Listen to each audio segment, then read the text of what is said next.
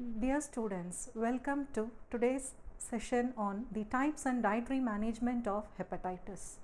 The liver is an organ of primary importance to the human body. It has the ability to regenerate itself. 10 to 20% of the functioning liver is sufficient to sustain life. It is integral to metabolism of nutrients that are essential for well-being and for life. Liver metabolizes steroids and acts as a filter. The diseases of the liver can be acute or chronic, inherited or acquired. It is classified into many ways: acute viral hepatitis, fulminant hepatitis, chronic hepatitis, alcoholic hepatitis and cirrhosis. Cholestatic liver diseases, inherited disorders and other liver diseases. Hepatitis is a widespread inflammation of the liver, usually viral in origin. The condition can be self-limiting or can progress to fibrosis, cirrhosis or liver cancer. Hepatitis can also be due to toxic substances and autoimmune diseases. The objectives of this session is to explain the types of hepatitis and to understand the dietary management during hepatitis. Now, let's look in detail about the types of hepatitis. Acute viral hepatitis. Acute viral hepatitis is a widespread inflammation of the liver and is caused by hepatitis virus A, B, C, D and E. Minor agents such as Epstein-Barr virus, cytomegalovirus, herpes simplex, yellow fever and rubella can also cause an acute hepatitis.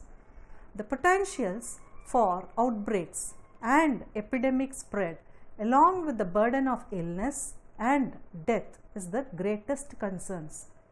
The hepatitis B and C are the leading cause for chronic diseases in large group of people and together are the cause for cirrhosis and cancer.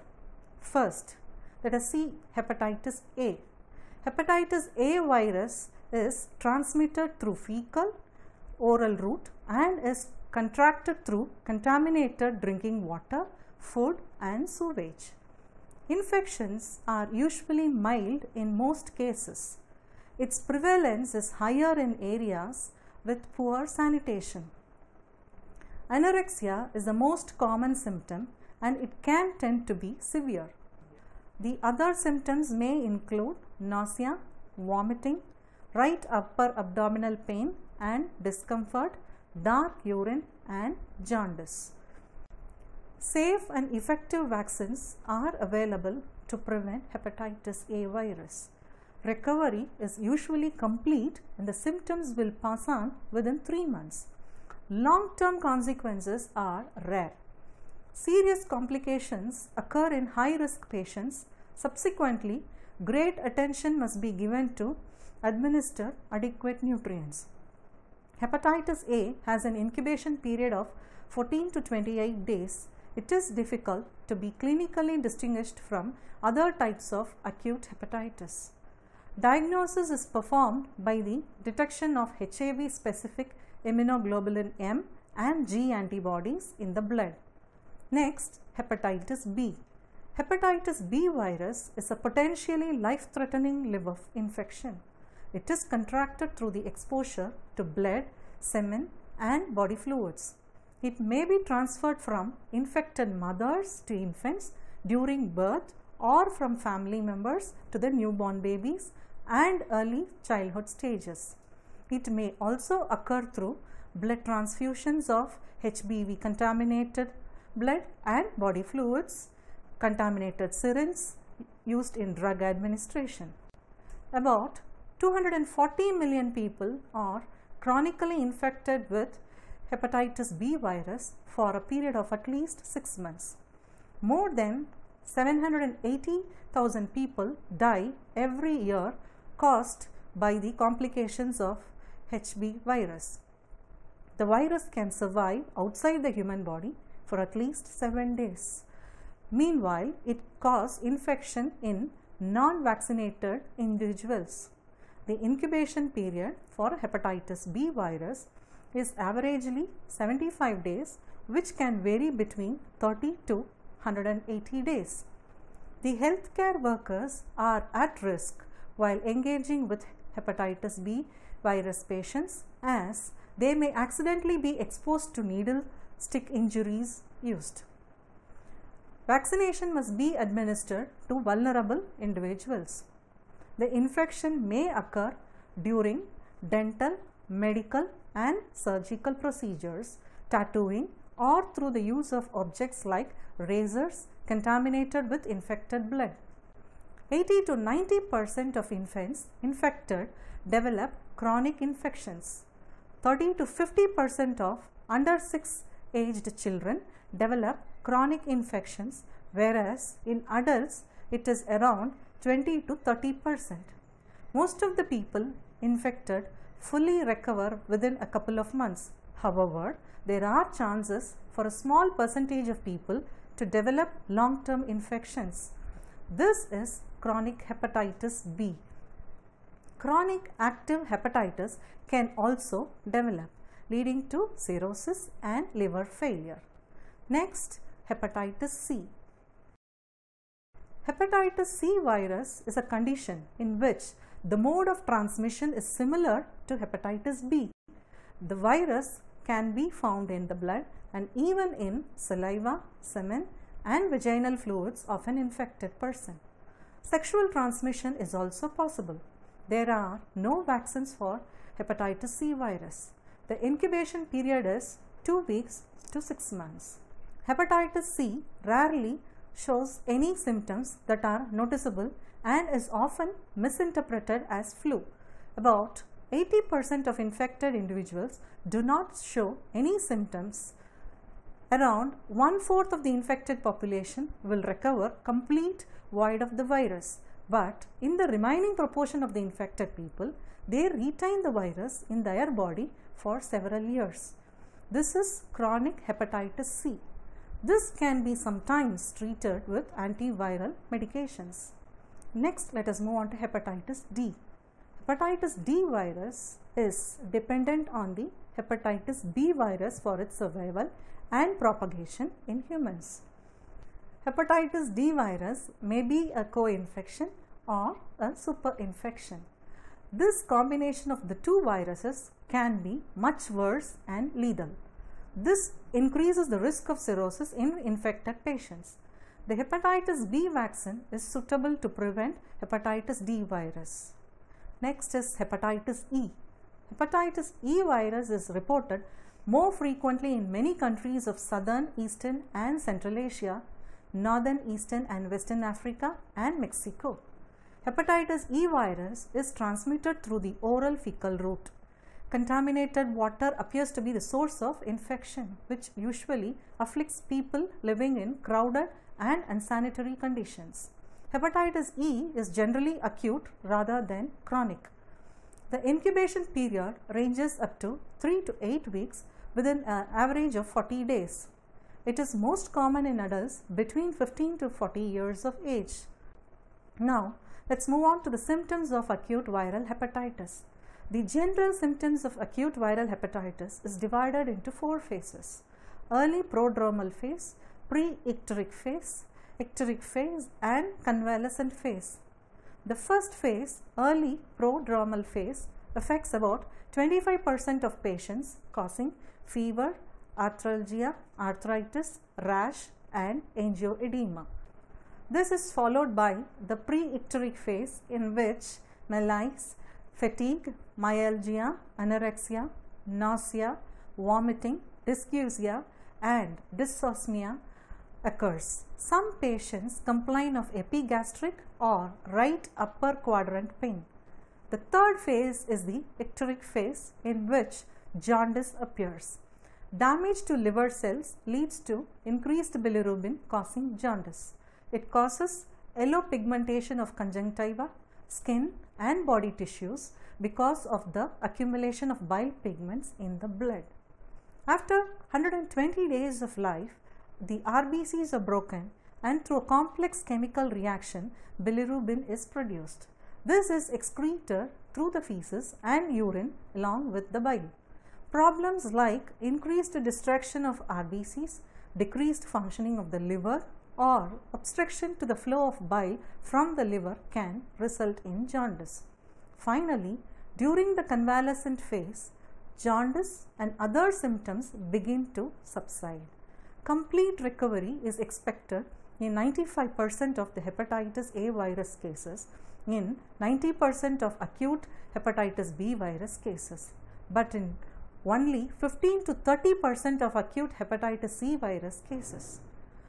Chronic hepatitis does not usually develop with hepatitis E virus, and the symptoms and liver function tests usually normalize within 6 weeks.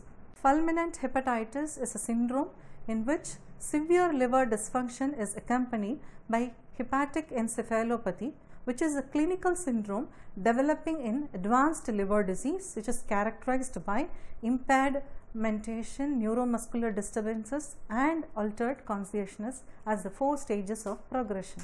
Fulminant liver disease is defined by the absence of pre-existing liver disease and development of hepatic encephalopathy with 8 weeks of onset of illness. The causes of fulminant hepatitis are viral hepatitis in about 75% of the cases, chemical toxicity like acetaminophen, drug reactions, poisonous mushrooms, and industrial poisons.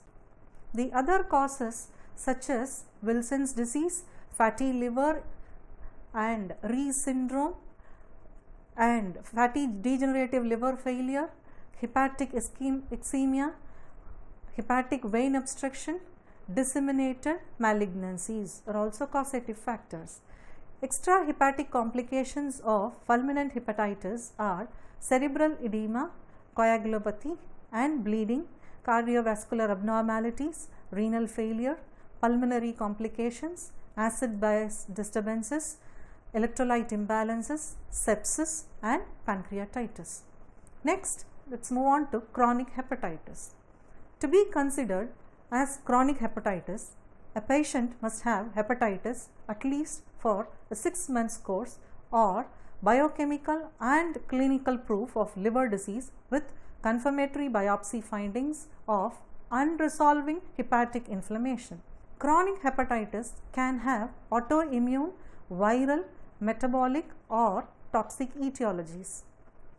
Autoimmune hepatitis is a very rare cause of chronic hepatitis that is diagnosed when other forms of liver disease caused by viruses, hepatotoxic agents and metabolic diseases are excluded. The white blood cells attacks the liver cells and causes severe inflammation and damage which may lead to liver failure. The prevalence rate is higher in the age group of 15 to 25 in women, which is 3 to 2 folds higher when compared to their male counterparts. The symptoms include tiredness, abdominal pain, joint ache, jaundice and cirrhosis.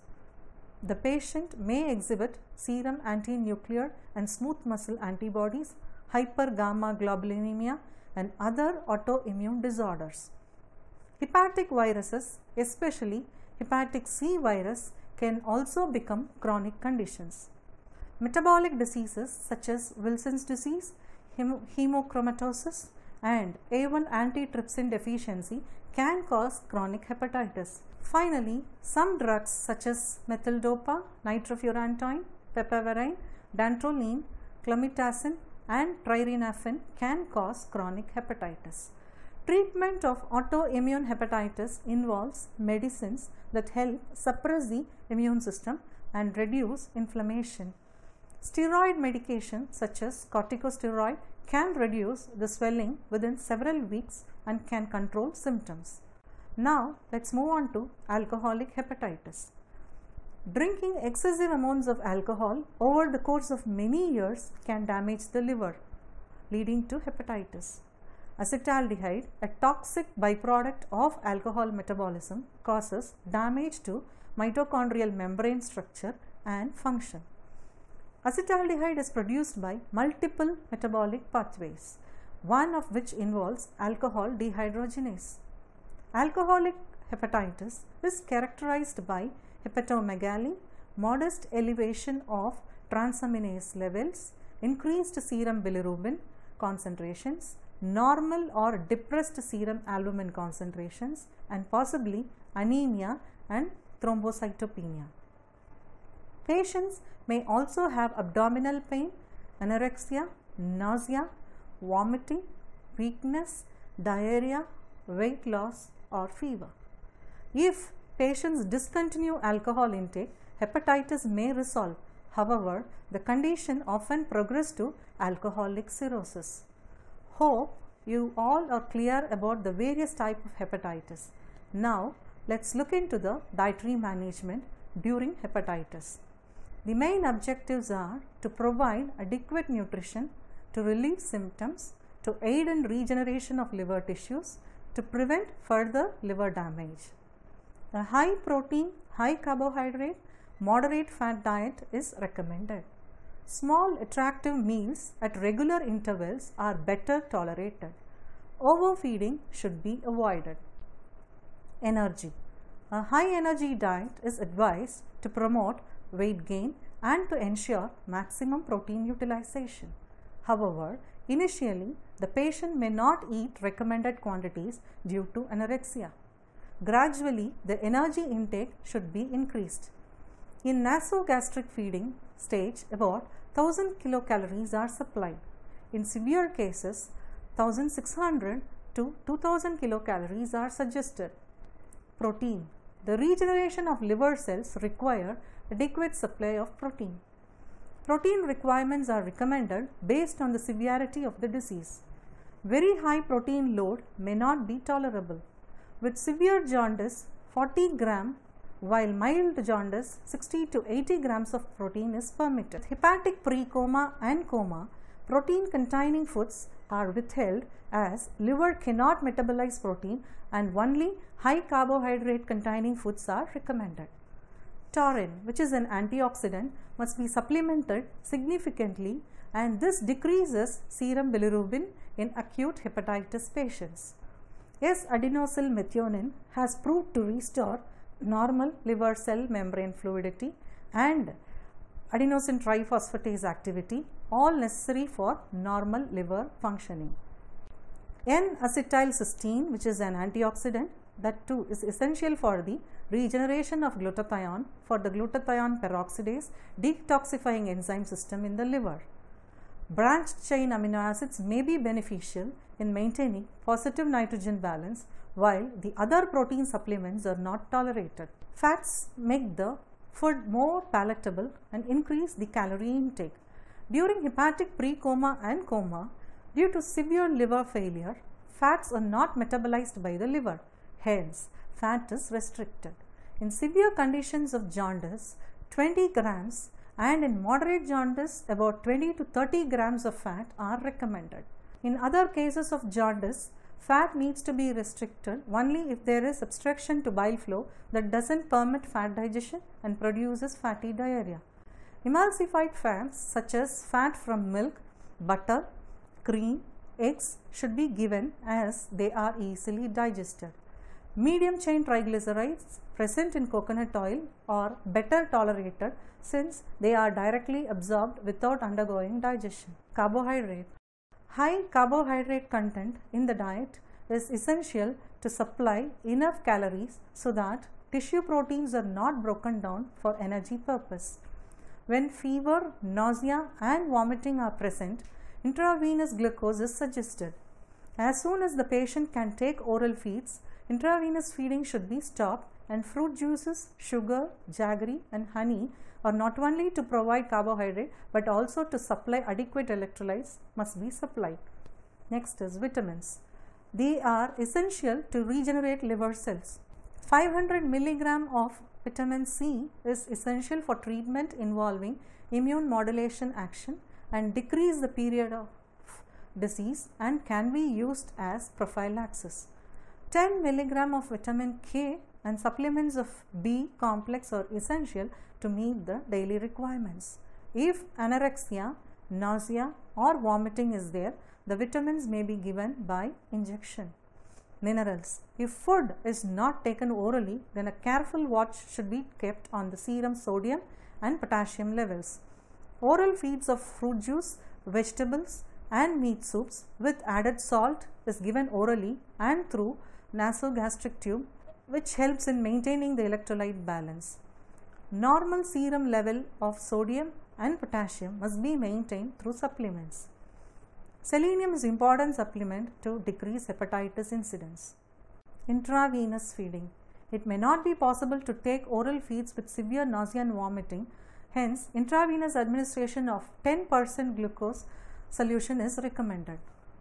The foods to be included are cereal porridge, soft chapatis, bread, rice, skimmed milk, tapioca, potato, yam, fruits, fruit juices, sugar, jaggery, honey, biscuits, soft custards without butter and cream, and non-stimulant beverages. And the foods to be avoided are pulses, beans, meat, fish, chicken, meat soups, sweet preparations where ghee, butter or oil are used, bakery products, dried fruits and nuts, spices, puppets, chutney, alcoholic beverages, fried preparations, whole milk and cream. Patients should be given enough fluid to prevent dehydration, as patients with severe hepatitis may not be able to excrete a water load. Very careful monitoring of fluid balance is necessary. Patients tend to prefer small meals, and these should be given frequently throughout the day. To summarize, hepatitis is the inflammation of the liver cells caused by virus or toxic substances like alcohol and drugs. It is classified into acute viral hepatitis A, B, C, D and E, fulminant hepatitis, chronic hepatitis and alcoholic hepatitis.